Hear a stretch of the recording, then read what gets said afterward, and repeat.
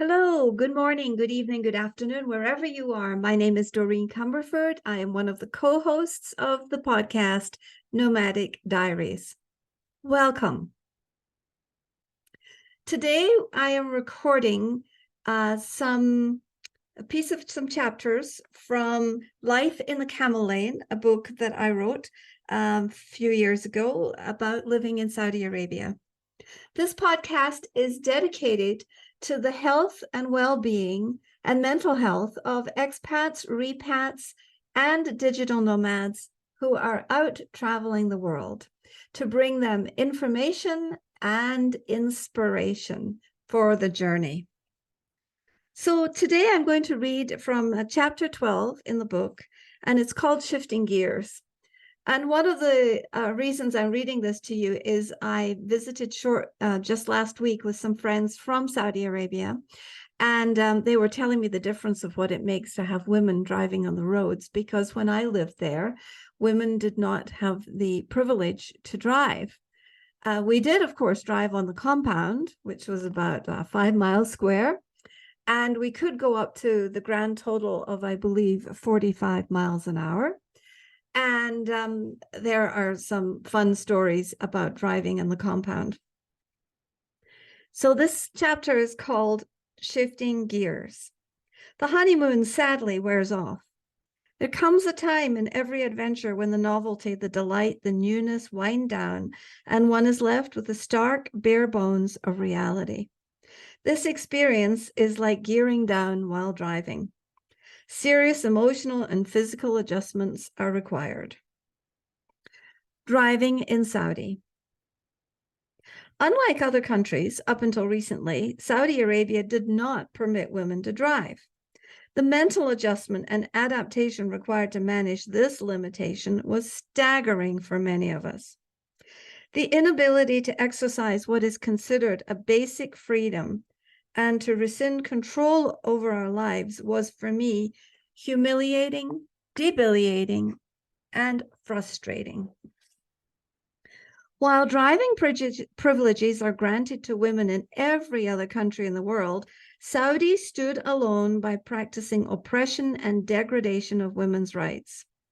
The lack of driving privileges affected the quality of every woman in the country to varying degrees. However, that is all now in the past, since women were granted privileges to drive in 2018. A short history of women driving in Saudi Arabia would reveal that, in fact, women used to be granted licenses to drive. However, it was illegal for them to drive on Saudi roads. They quit offering licenses in the 1970s. And in 1990, dozens of women were arrested for driving in Riyadh, and their passports were taken as punishment. 17 years later, in 2007, while I was in Kingdom, Wahija al-Huwader and other Saudi women petitioned King Abdullah for the right to drive. Her brothers made a film that went viral and attracted enormous international attention online. I was one of a few thousand privileged women living in the larger Western-run compounds, permitted to drive on the compound. Not only that, but I was doubly privileged by the presence of living with a man, my husband, who had a license to drive and was willing to assume taxi duties, which were sometimes arduous in the face of a busy career. Although limited by the 22 square miles on the Dhahran camp and the top speed limit of 45 miles an hour, I still had the sense of being able to control many parts of my life. I could drive my daughter to school, just a short jaunt away. I could drive to the commissary to shop for groceries, the beauty shop for hairdressing, and the gym for exercise classes. At least personal maintenance was possible. Having lived in the metro Los Angeles area, followed by 18 months driving in Yokohama, Japan, the curtailing of my driving freedom, which up until then I had taken for granted, really hit hard. In retrospect, I now understand that my mental state was evolving as my emotions conformed to the transitional shock I experienced. Yes, I had known about the ban on driving. Yes, I had agreed to it by accepting the contract and even going to Arabia. Yes, I was fully cognizant of the challenges ahead, and yet the reality seemed to slam into my system on many different levels. Small daily chores like shopping, taking a child to the clinic, or applying for a job became monumental hurdles. Tooling around in golf carts was the preferred mode of transportation in Ras Tanura. Many times, our daughter Lindsay would return by golf cart from playing at a friend's house. It was a delightful treat for her. We were not golfers, but did appreciate what an appropriate mode of transportation this was. It reminded us that we were actually living on an idyllic mini resort. After receiving the Igama, the residence permit that gives one the right and privilege to be living and working in Saudi Arabia, my husband received a treasured driver's license. He was at that time blissfully ignorant that he had been inadvertently been signed on as a part-time family taxi driver for the next 15 years. We purchased an old Oldsmobile because why would you buy a brand new shiny vehicle that would be driven around only 2 square miles of compound in Ras Tanura? It was common to see old rickety vehicles being driven by upwardly mobile professionals with multiple degrees who wouldn't consider such a mode of transportation living in the West. Wheels of her own. Once someone asked my friend Nicole to agree to the following statement.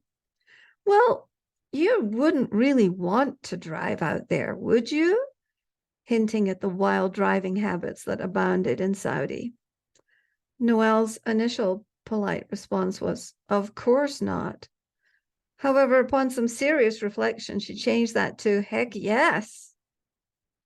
Not all the single women shared Noelle's perspective. Everyone I talked to, each had a different story. Naranhan, who was a Sri Lankan fellow, worked for several expat families on camp. He drove, repaired, transported, and tested cars for a large proportion of the expat population. When Noelle decided she wanted to purchase her own car for use on camp, he accompanied her to the dealership where he test drove her car. Can you imagine how this was both demeaning and frustrating for a powerful professional woman? Jody reports that she had an old junker to get her back and forth to work in the commissary. She never minded taking the bus to town to work or the commissary. Sometimes she took an occasional taxi if she had too much to carry or wanted to return prior to the bus returning. She enjoyed the social life that existed on the buses. Everyone chooses their own framework through which to look at the obstacles. Even in accidents, women weren't granted responsibility. Deirdre recalls backing her Suburban out of a neighbor's driveway and dinged the quarter panel of a small Toyota parked across the street. The owner, an unhappy little man, insisted on calling security, despite her most sincere offer to take care of all costs. Security arrived, looked at her, and said, "Where is your husband?" Deirdre told him Chris was at the baseball field. "Why?" the security guard replied with a straight face. "Go get your husband. He was driving the car. I must speak with him." With no wiggle room in this institutional and cultural dilemma, Deirdre got into the Suburban, drove to the ball field, told her husband his presence was required at the scene of his accident. Responding to those moments that were so fraught with sexism and assumptions became a skill that we grew. Chris quickly resolved the situation with security and the other owner, but Deirdre was left feeling disempowered. Sometimes the stress and pressure would drive us ladies to do crazy things. According to strict Islamic custom, women should not ride bicycles. So my friend and I would sometimes ride around camp in high heels, Nan reports. They also made black baseball caps with gold lame trim and added Saudi veils to them, then drove around on bicycles.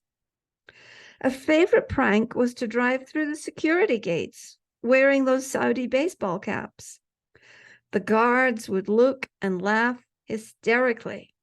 They understood the need for some cultural steam to be blown off.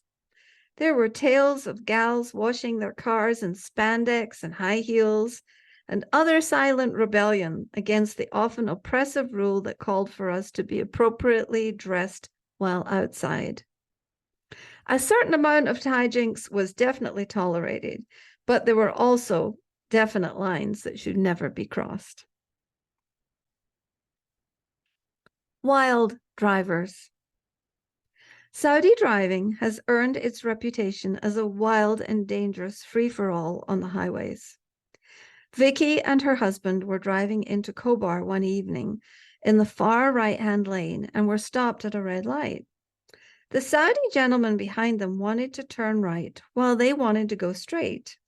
He bumped his car into theirs and proceeded to try to push them out of the way so that he could make his turn. On another occasion, they were out in the desert one evening enjoying a sunset. A Saudi in a Toyota pickup truck was trying to get up a hill, but was not having any luck. He got stuck in the sand. Vicky and friends all got out of their vehicles to try and help push him up the hill. And when that didn't work, they suggest they push him back down the hill to a flatter surface to get a rolling start and gain some momentum. He was confused. He kept telling them he didn't want to go down the hill. He wanted to go up. But they eventually succeeded in convincing him to go down before going up, and they were ultimately able to get his vehicle over the hill.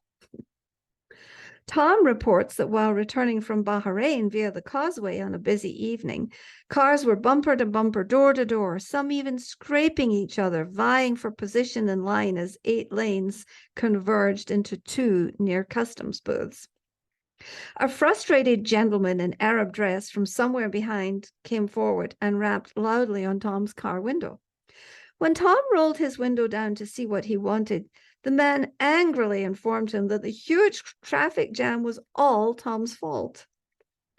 I'm sure he wasn't very pleased when I broke into hysterics, Tom says. Janelle recalls an incident that occurred at a stoplight in Al Khobar in the middle lane of traffic. To the left of her car were 2 left-hand turn lanes. She was in one of the 2 lanes that were marked to go straight, and of course she was a passenger. And there was a right-hand turn lane on the far right. The light turned green. The guy in the far right lane gunned his engine, turned left in front of all the other cars. Janelle says, happens all the time. And Angela adds, red and yellow lights are only for foreigners. Generally, the local police do not try to enforce all the traffic regulations, so it's a bit like anarchy on the roads, Doug said. The police only made an appearance to clean up the wrecks and carnage after an accident. All too often, the victims would be a huge family in an SUV that rolled over at high speed with the occupants not wearing seat belts and infants not in car seats. Dottie, her husband, and the kids were driving back to Dhahran from Ras Tanura, passing a truck in the far left lane. Suddenly, a Mercedes-Benz sedan came speeding past on a shoulder in an imaginary lane.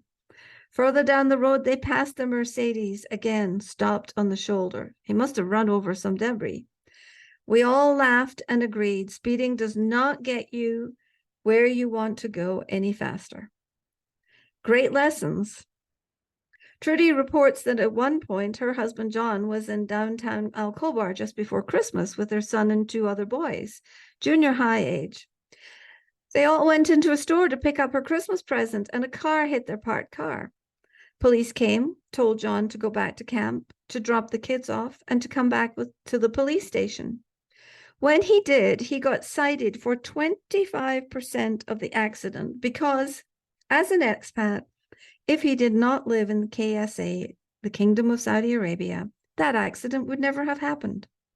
Trudy said, that was indeed a mystifying moment.